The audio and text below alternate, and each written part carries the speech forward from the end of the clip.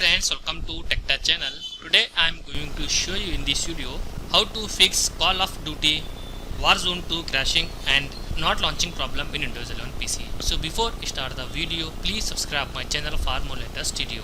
Guys, you also facing this error, then I will show you how to fix this problem. First of all, update your Windows. To open your Windows setting,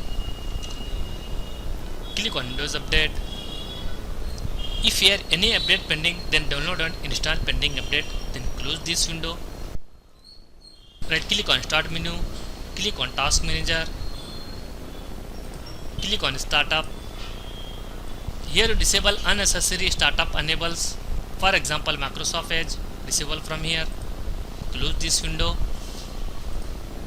Again right click on Start menu, click on Device Manager, double click on Display Adapter, then right click on Graphics, click on Update Driver, then click on Search automatically for drivers, then close this window. After doing this, download and install DirectX.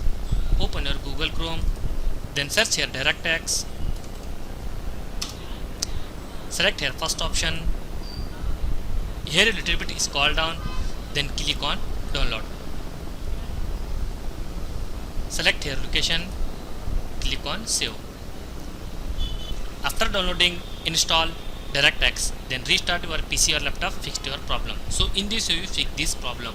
Thanks for watching friends. Hope you like this video. If you like this video, please like, share and don't forget to subscribe my channel.